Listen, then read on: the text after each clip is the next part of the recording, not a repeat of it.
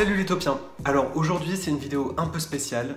J'ai bien réfléchi avant de la faire, mais il faut que je la fasse. Non pas pour polémiquer, mais pour vous expliquer pourquoi le lancement de Disney+ n'a pas été fait en France, a été repoussé en France, et pourquoi il a été maintenu dans tout le reste de l'Europe. Donc on va revenir un tout petit peu en arrière, on va revenir à samedi dernier, où j'ai mis en ligne une vidéo alors qu'on était à J-2 avant le lancement de Disney+ en France. Le même jour, les comptes français de Disney+ ont annoncé que le gouvernement leur avait demandé de reporter le lancement de la plateforme de streaming au 7 avril prochain, c'est-à-dire dans 2 semaines. Il faut savoir que l'Union européenne, par l'intermédiaire de branches spécialisées dans le domaine du digital, ont aussi demandé à Disney+ Europe de retarder son lancement, ou en tout cas de faire des concessions, chose qu'a accepté de faire Disney+, puisqu'aujourd'hui, lorsque vous connectez à Disney+ en Europe, votre débit est diminué de 25% pour pas encombrer le réseau. C'est une demande qui a aussi été faite à Netflix et à Prime Video, et c'est une demande aussi qui a été faite aux réseaux sociaux. Donc évidemment, ça a été la déferlante. Les fans français sont extrêmement déçus, étant donné qu'on est tous en période de confinement et qu'on aurait aimé profiter de divertissement à la maison, et étant donné surtout que les classes sont fermées et que tous les enfants sont à la maison également. Et en fait, pour justifier le report de Disney+, le gouvernement français a mis en avant des détails techniques spécifiques à Disney+, des détails techniques que je vais essayer de vous expliquer. La raison technique qui a poussé le gouvernement à prendre la décision de repousser le lancement de Disney+ en France, pour vous la résumer, c'est qu'aujourd'hui, Disney+ n'utilise pas la même technologie que les autres distributeurs, que les autres plateformes de streaming. Netflix a des serveurs très solides installés en Europe sur lesquels on passe pour se connecter à la plateforme. Et Disney+ n'a pas encore investi dans ce genre de serveur, ce qui fait qu'ils utilisent beaucoup plus la bande passante et qu'ils utilisent du matériel qui est déjà à disposition, mais qui est beaucoup moins solide que les serveurs de Netflix qui, eux, sont installés en Europe. J'ai volontairement fait très simple pour résumer. Et donc aujourd'hui, oui, il ne faut pas sous-estimer le risque. Il y a un risque que Netflix, que tous ces distributeurs de vidéos utilisent beaucoup de bandes passantes. Je ne sais pas si vous avez remarqué, le soir, même quand vous êtes connecté à la fibre, entre 20h et 21h, vos connexions peuvent être interrompues pendant plusieurs minutes. Et même en temps normal, ça arrive que des opérateurs comme SFR, Orange ou Bouygues sautent le temps d'une soirée et qu'on ne puisse plus ni téléphoner ou se connecter à Internet le temps d'une heure ou deux. Ça peut arriver et c'est un risque qui existe. Néanmoins, les autres pays d'Europe ont maintenu le lancement de Disney+. Le lancement de Disney+ a donc eu lieu le 24 mars en Europe. Et qu'est-ce qui s'est passé? Bah rien du tout. Le lancement s'est très bien passé. Le réseau téléphonique et Internet a tenu le coup. Il est clair que le gouvernement français a largement surestimé le risque qu'il y avait de lancer cette plateforme de streaming en pleine période de confinement alors que tout le monde était connecté à Internet. Et en fait, et c'est là où c'est très intéressant, et encore une fois, c'est pas pour polémiquer, c'est simplement pour vous expliquer. En réalité, c'est terrible de se dire ça, mais derrière cette crise sanitaire, derrière ce confinement, se cache en réalité une guerre économique, une guerre concurrentielle. On peut clairement dire qu'il y a eu une forme de concurrence déloyale et qu'il y a eu une pression de différentes parties prenantes pour empêcher le lancement de Disney+ en France, puisque Disney+, forcément, allait être un acteur majeur du divertissement et des plateformes de streaming en France. Et donc, je vais vous expliquer pourquoi ça. D'abord, il faut bien comprendre la stratégie de lancement de Disney+ en France. Aujourd'hui, si vous voulez utiliser Netflix, vous avez votre téléphone mobile, vous avez votre ordinateur. Vous avez aussi, et c'est très important de bien comprendre ça, des opérateurs qui distribuent Netflix. Orange, Free. Évidemment, c'est un partenariat technique, donc du coup, Orange peut maîtriser le flux, directement intervenir sur les spécificités techniques, mais surtout, c'est un partenariat commercial, très avantageux. Pour un opérateur, aujourd'hui, c'est très avantageux de mettre Netflix dans son offre et dans son bouquet. Disney+, quand ils sont arrivés en France, ils n'ont pas du tout fait ce choix. Ils ont fait le choix du partenaire historique. Et en France, Disney a un partenaire historique depuis des années, c'est le groupe Canal+. Et ça, évidemment, ça n'a pas plu aux opérateurs. Et oui, les opérateurs n'ont pas compris pourquoi Disney+ se déployait de cette façon en France et en Europe. En fait, c'est très simple à comprendre. En France, on a le problème de la chronologie des médias. Vous savez, en fait, il y a une loi en France qui contrôle les contenus. Et un contenu ne peut pas sortir sur une plateforme de streaming s'il n'a pas plus de 3 ans d'ancienneté.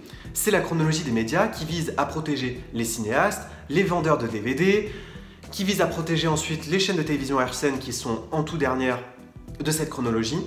Et en tout dernier, vous avez les plateformes de streaming. Et en fait, pourquoi Disney Plus est associé à Canal Plus parce que Canal Plus n'est pas totalement concerné par cette chronologie des médias. Eux, ils ont un statut spécial en France qui leur permet de dévoiler les contenus environ 6 à 8 mois après une sortie en salle. Ce qui fait que du coup, si vous prenez un abonnement à Disney Plus via Canal Plus, vous aurez aussi des films comme par exemple Dumbo, Aladdin, qui ne seront pas disponibles sur la plateforme, mais qui seront disponibles sur MyCanal, ce qui sera du coup pour le public beaucoup moins déceptif. Donc en soi, c'est une stratégie qui se comprend, qui est intéressante, mais qui se fait complètement au détriment des autres opérateurs. Il y a eu une interview il y a quelques jours du PDG d'SFR qui a avoué que c'était bien à la demande de tous ces opérateurs que le gouvernement avait fait le choix de repousser le lancement de Disney Plus en France. Pourtant, le PDG de SFR a bien affirmé dans une interview que le risque que Disney Plus fasse sauter l'ensemble du réseau était quasiment impossible. Surtout que, effectivement, le réseau est bien saturé, mais c'est le réseau mobile qui est très saturé parce qu'on utilise beaucoup plus en ce moment WhatsApp, Messenger, des applications collaboratives d'entreprises qui sont beaucoup utilisées et qui pompent beaucoup de réseaux. Et d'ailleurs, un petit conseil, si vous voulez désengorger le réseau,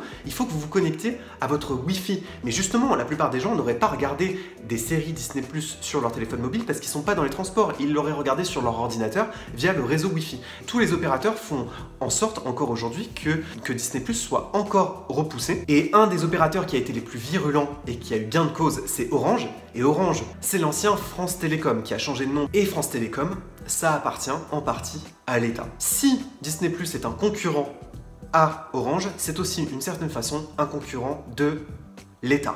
Un concurrent indirect, mais un concurrent quand même. Tout ça mélangé forcément, à mon avis, à quelques méconnaissances du sujet digital et technique qui ont fait que cette décision a été prise. Parallèlement à ça, il se pourrait aussi que le report de Disney Plus soit une façon de sanctionner Canal+. Il y a quelques jours, Canal+ a mis à disposition gratuitement sur toutes vos box les chaînes Canal+. Et ça n'a pas du tout plu au CSA et ça n'a pas du tout plu aux chaînes historiques comme TF1, M6 et le service public. Parce qu'en fait, ce qu'il faut bien comprendre depuis quelques jours, c'est que les audiences ont augmenté à la télévision. Mais elles n'ont pas augmenté autant que l'espéraient les chaînes historiques. Et surtout, il y a une fuite des annonceurs. Les annonceurs ne font plus d'investissement média, ne dépensent plus d'argent pour acheter de la publicité aux chaînes TF1 et M6. À part les JT d'information qui sont beaucoup regardées, les émissions de divertissement font de bonnes audiences, mais qui sont loin des scores qu'on avait imaginés en plein confinement. Et ce qui a entraîné ça, c'est le fait que Canal+ ait sans doute ouvert ses chaînes. Et surtout, ce qui a entraîné ça, c'est que les modes de consommation ont changé et qu'aujourd'hui, le public, il n'en a plus rien à faire de Joséphine Ange Gardien.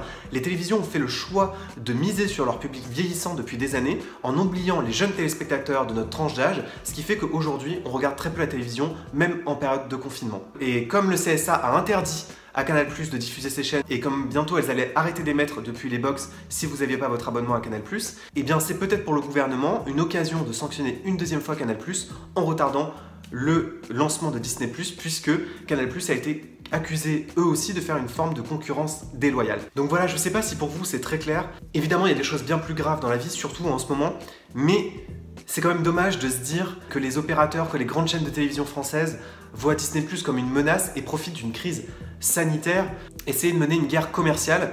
Et c'est triste de se dire qu'encore aujourd'hui, ils dépensent toute leur énergie à faire en sorte que Disney+ soit encore repoussé. Ce qui m'épate, c'est que la plateforme fonctionne très bien en Europe, beaucoup mieux que en fait quand ça a été lancé aux États-Unis où pendant une semaine la plateforme a mis du temps à se stabiliser, où la connexion était très difficile à la plateforme.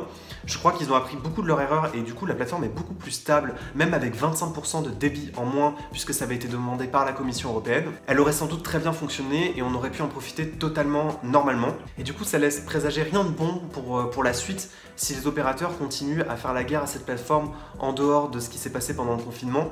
Ça laisse présager rien de bon. Ils ont une telle influence, ils ont un tel pouvoir du fait que les opérateurs soient en partie publics, comme c'est le cas pour Orange. Mais bon, de toute façon, Disney+ va forcément se lancer. On ne peut pas interdire non plus indéfiniment le lancement d'une plateforme de streaming. Et j'espère que ce sujet qui sort un peu de l'ordinaire vous a plu. Et d'ici là, n'oubliez pas quand même que vos rêves sont éternels. Bye tout le monde!